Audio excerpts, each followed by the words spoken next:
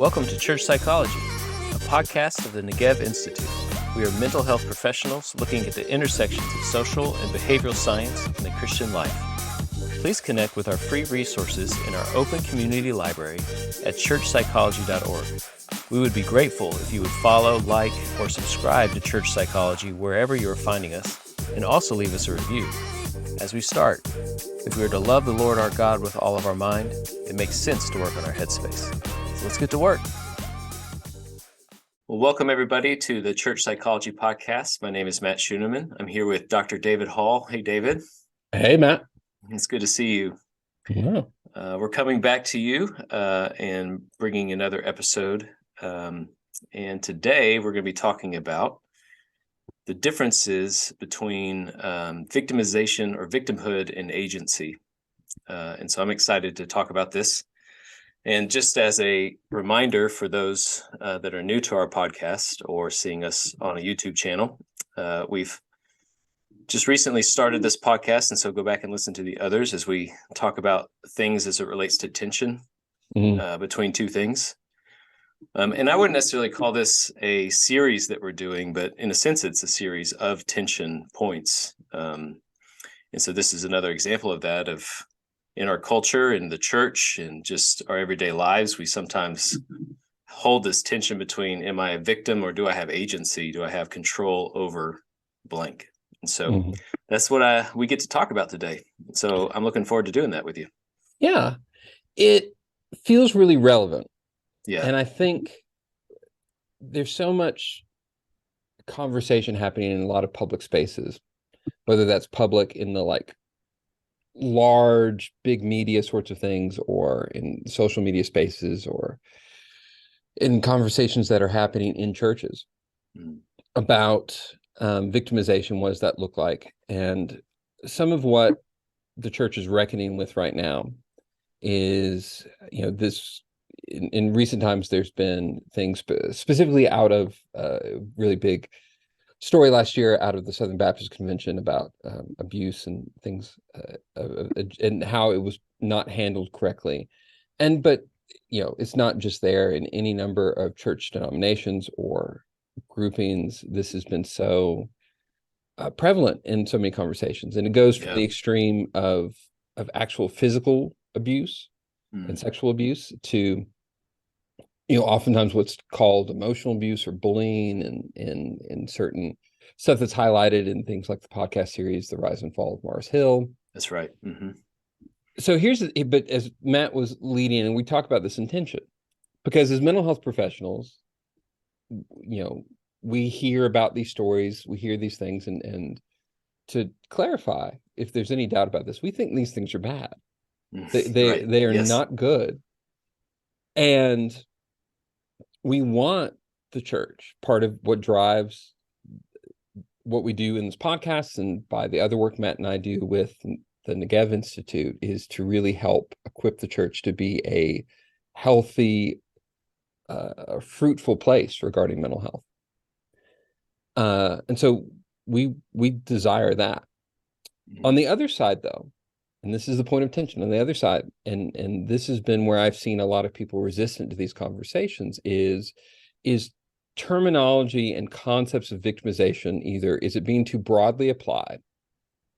Because there's some people, I had a conversation earlier this week where someone was asking me how I defined trauma, and this is a clergy person, and his follow-up question was, he's like, I have a lot of people talking to me using the word trauma, but it just trauma becomes this catch-all phrase for things that were painful or uncomfortable, or even just something they disagreed with. Yeah.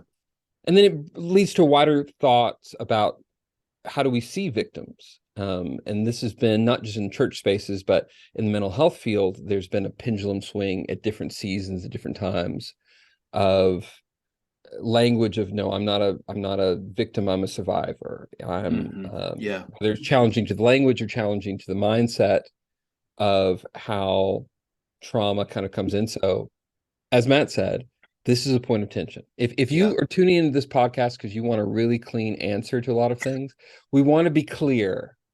We don't know if we can give you like hard on one side because there are relevant points on both sides. So that's how my Yeah. mind has been spinning on this, Matt, as Yeah. we hearing up the conversation. Well, and you bring up some relevant topics, even within the church over the past, I don't know, 5 years or so, that those have been important dialogue within the church. I think it's really important that we talk about them, because we want to shine light to those places that are dark and broken.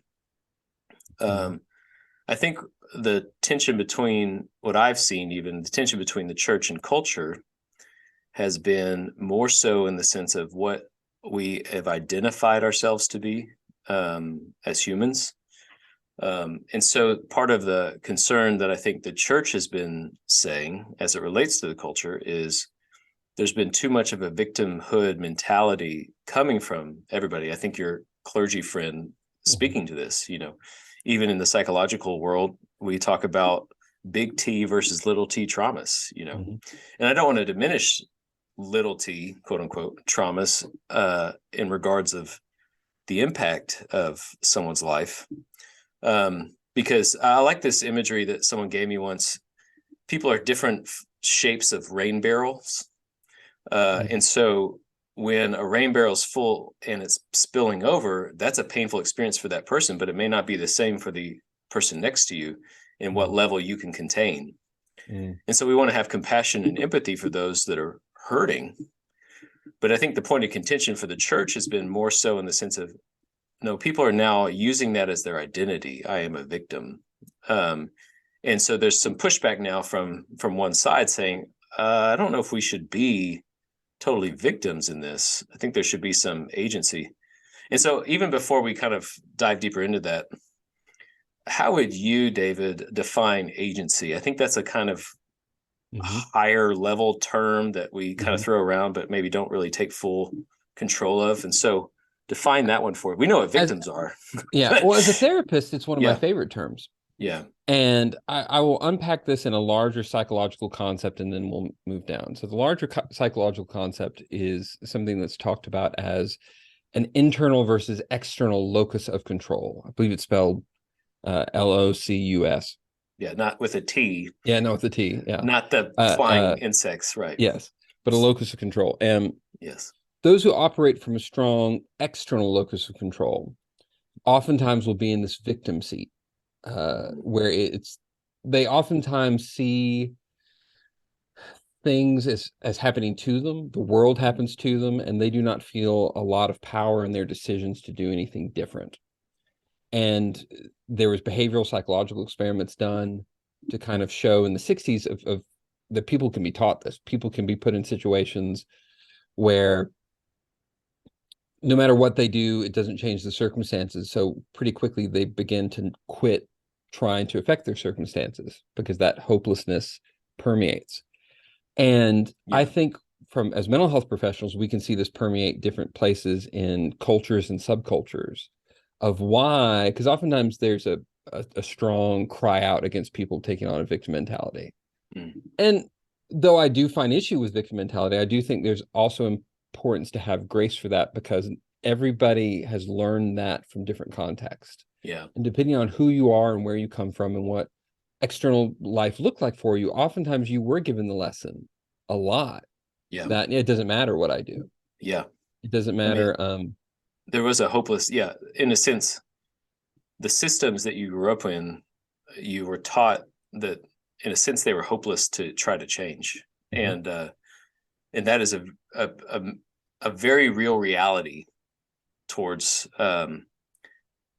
those specific situations or people groups. And so I want to also be very careful that, like, again, we said this in a previous podcast, we're two white guys like trying to talk about this concept of middle or victimization, and we know that, like, I know that I have not been in certain situations that others have, and so I have to be really careful on how I tread in this, because and we want to be kind in that and be open in what our personal experiences are. And part of what we want to bring is, of course, Matt and I speak out of personal knowledge, but we're also clinicians, professionals, and we also want to speak from this of kind of what, the science of this, of social behavioral science shows. But going back to those who operate with a more external locus of control, it's hard for them to take action in ways that they expect to be fruitful. And so because of that, they don't take a lot of action.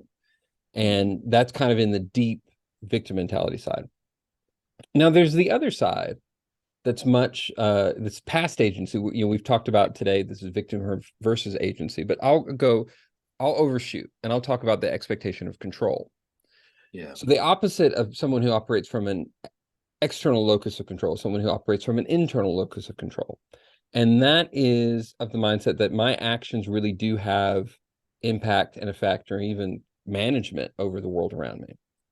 Now, oftentimes a person like this, they do not fall in the victim mentality necessarily, but they can fall into what I would say is a heresy of vending machine God, as how it plays out in their faith. For those who are Christians, it becomes very, I can manifest anything material or otherwise in my life.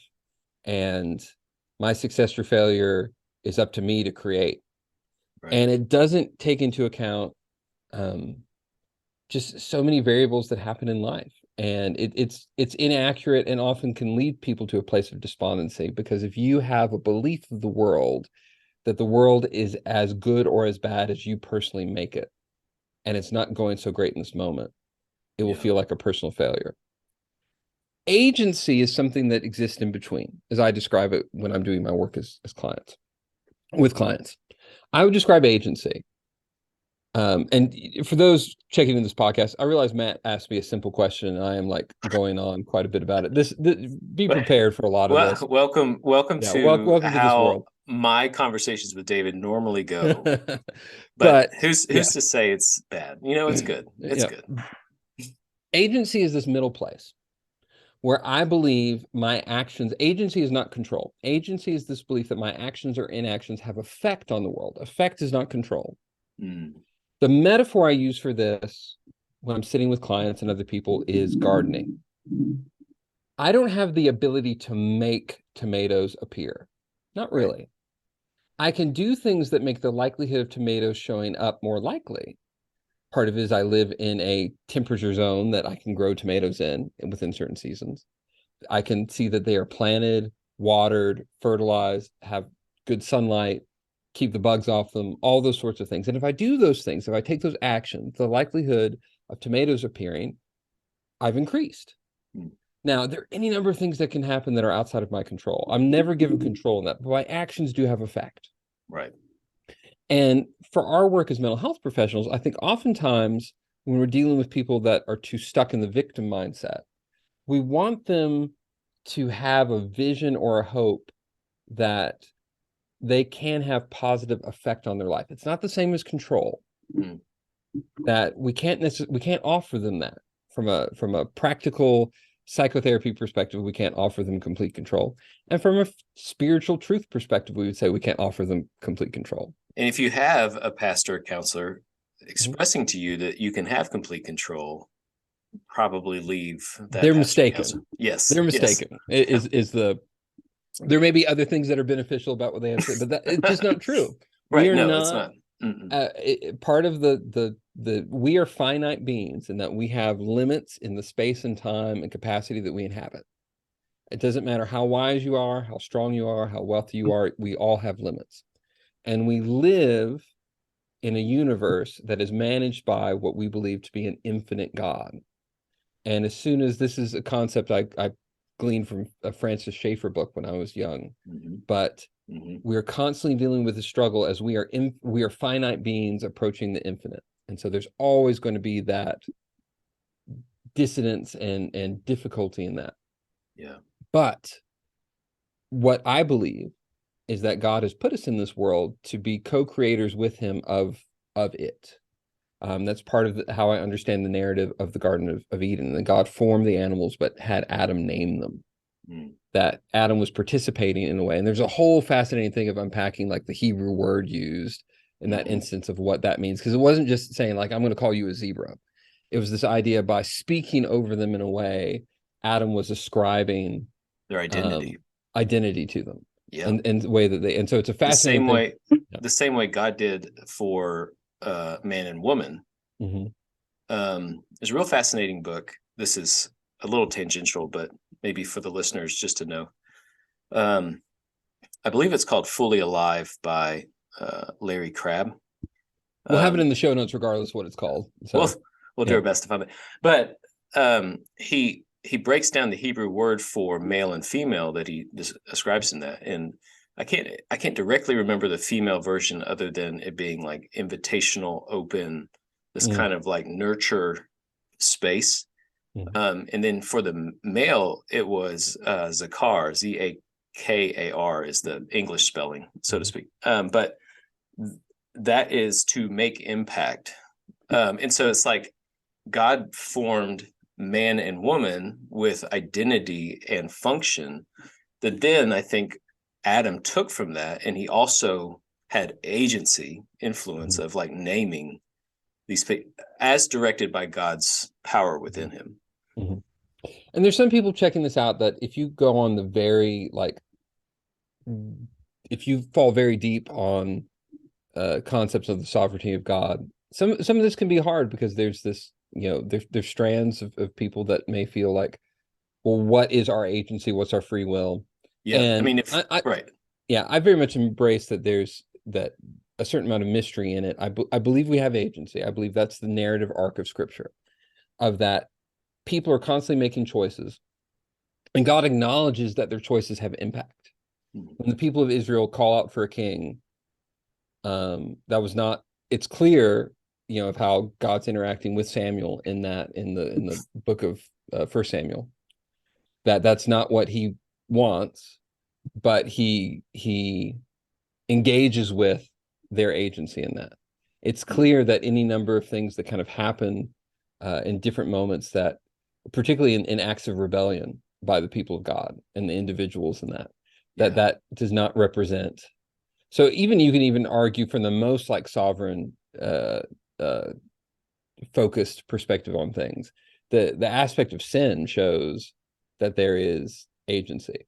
But if we acknowledge that, and I think we also have to look at our agency also exists to create and impact positive change. Yeah. So that in a very large nut, not even a shell, is how I would define victimhood versus agency versus control, kind of all those. Yeah. All those Well, I appreciate you going even beyond agency to recognize that control is not a good thing to grasp for.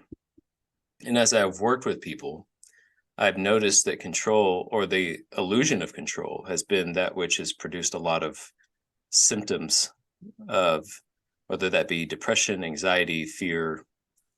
And so this concept of I can control something, or the fear I cannot, produces a lot of issues within people that come through our doors. And so when there is the tension, so to speak, between I don't want to be a victim anymore, I swing the pendulum too far to attempts of control, that's where I think we have a lot of breakdown of this whole thing, where the tension's not held well. I see that you're looking something up. Well, what are you bringing to the table? Well, but just as this idea of if to bring it back to how we're supposed to model. Yes. So this is Philippians 2, 5.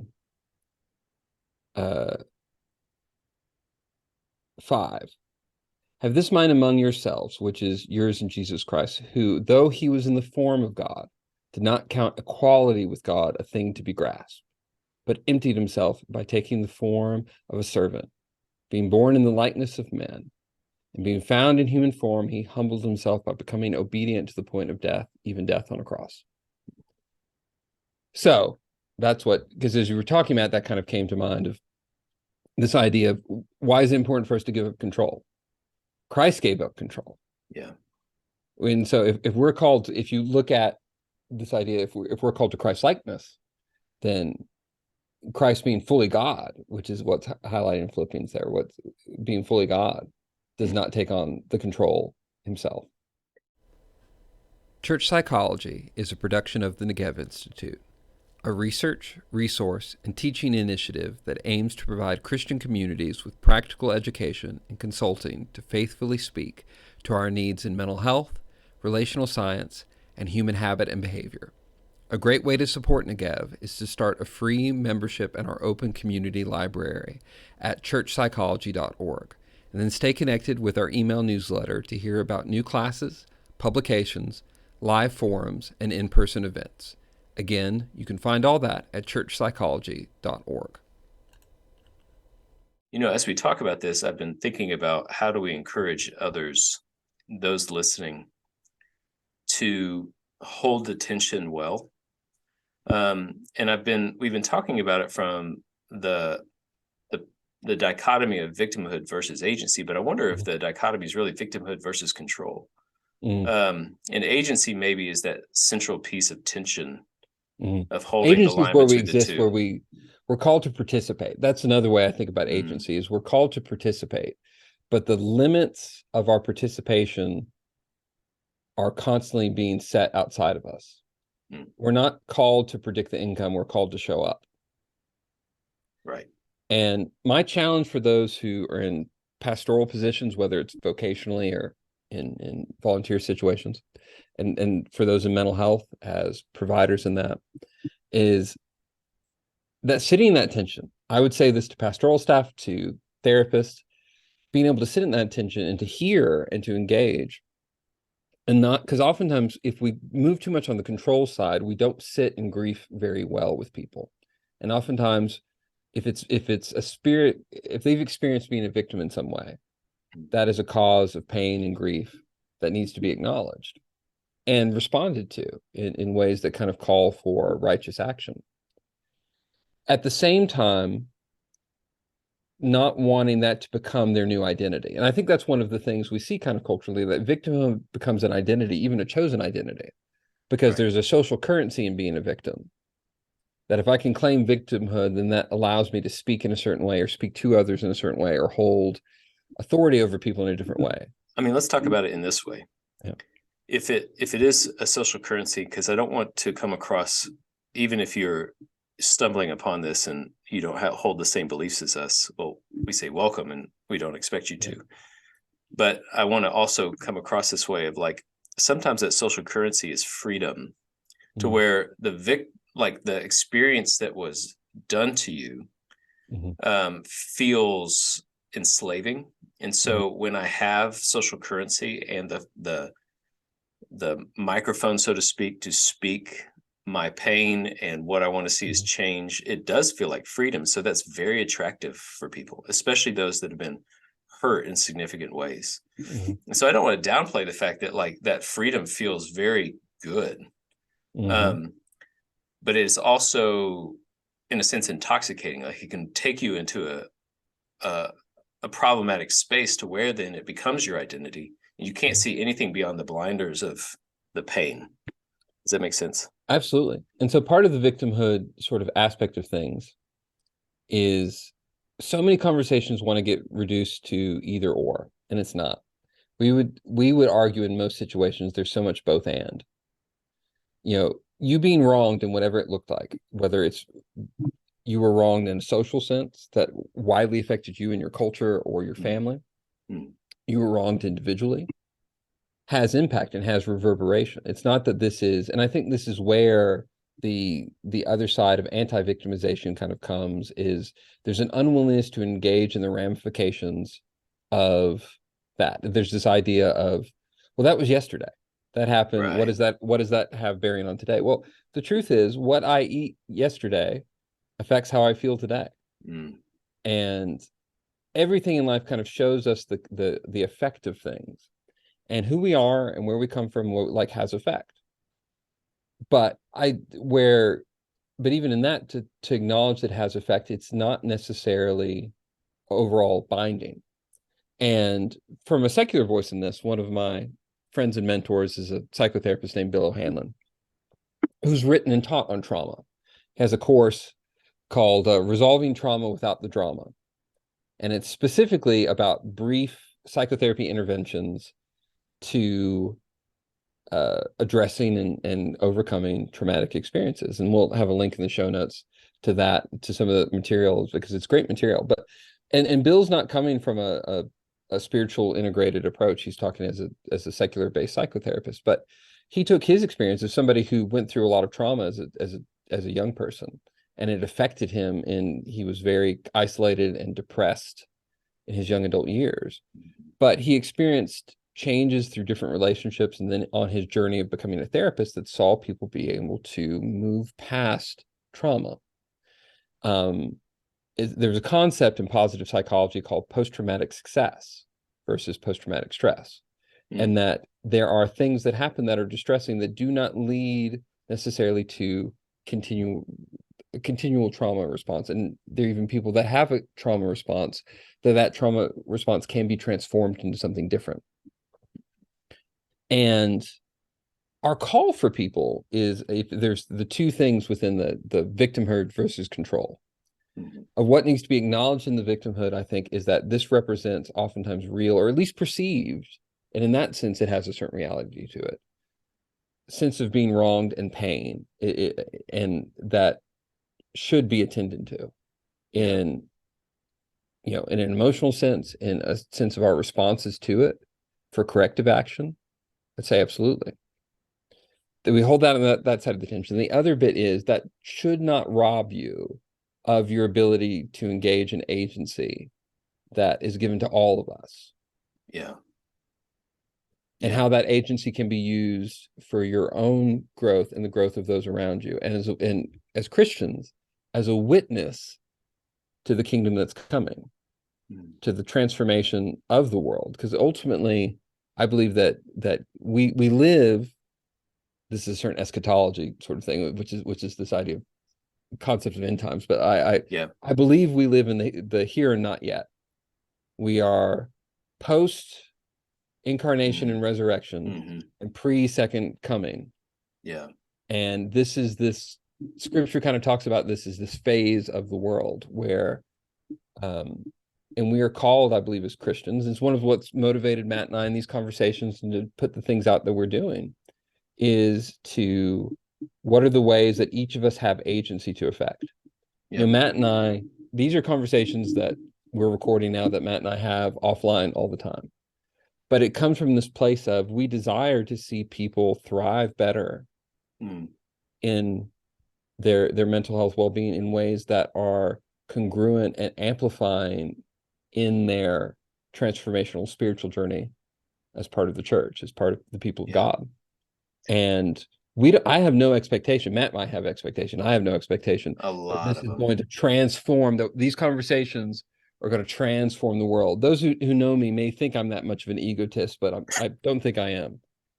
But I do believe in the importance of us showing up. And this is a lot of what's motivating Matt and I right now, is this feeling of we had this sense of need and conversations that weren't happening in public spaces in this way. And we felt we were supposed to show up. Yeah. So here we are, showed up. I think of, I think it's in John, where Jesus says, in this world or in this life, you will have trouble, or it says different translations, but they say tribulation in one, and then, but kind of torn down, it's trouble. There's a sense to which Christ is saying to us, like, you're gonna feel pain. Now the hope is that that pain is somehow mitigated, but we can't promise that. The second half of that verse is, but take heart, I've overcome the world.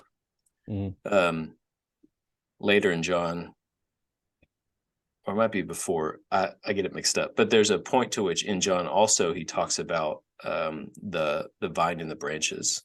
We may talk about this a little bit more in our next episode that's coming up, so stay tuned for that. But in a sense, a teaser would be that in John 15, he talks about, I am the vine, you're the branches, and he uses the word abide in me. And there's a sense to which our agency is a response to the abiding that we have within Christ. And no matter the circumstantial pain that we have the chance to hold some kind of, I can't control the external circumstance. So back to your locus of control. I can't control the external locus, like our external circumstances. I can't let them control me, but what I can control are my responses. And oftentimes that's my work with people, is that I try to bring that focus back to, like, all right, what is your response going to be in that circumstance? And a lot of times as believers, we have to hold into, well, what is God leading me into? If I abide in him, what is that response then going to be? And so Christ, in a sense, brings us to that sense of tension where there is going to be pain, but we have him as our peace. And the more we abide in him, I think the more we can act in our agency the way that we feel called to, are supposed to, whatever that word is like, I feel this kind of tension in my soul that's like, I want to do it in blank way. I just don't know how. I think as believers, we have the power within us. It's just that abiding peace. Resources love to point to, we'll have them in the show notes. Like I said, I love Bill Hanlon's work about trauma resolution. Are there things that you like, Matt, specifically in the sense of books or other resources? As we talked about, even from an existential standpoint, one of my favorite books is, I think it's titled Man's Search for Meaning by Viktor Frankl. Yeah. He's an existential psychologist, and the last half of his book is basically his description of his counseling process. But the first half of the book, and if you only read that, is his story. Growing up, a Jewish boy in, I can't remember. I think it was Austria. Austria. But the Germans take over. He was sent to a concentration camp. And basically his understanding of his locus of control versus internal versus external, because the circumstances are very traumatic, but kind of choosing to act in a certain way. And so I've always found, inspiration in that. I don't know his necessarily like his faith background, but I do feel like that's a good understanding of that internal versus external space. It's a great foundational work on the general field of positive psychology of, he had this vision as he was basically dying in the concentration camps of being able to imagine his future in a positive way. And that allowed him, even though there was so much in his physical circumstances that he could not control, it allowed him enough hope to move forward. So we really kind of process that concept of hope. Yeah. Which as believers, we have hope in. Absolutely. You will face things that are difficult in this life. And so holding on to hope is crucial, I think, into that process. To talk about, as we're reaching towards the end, kind of, there's tensions that for those listening, to kind of come down off the clouds a little bit for this, like what, how this manifests in the tensions in the places that we inhabit.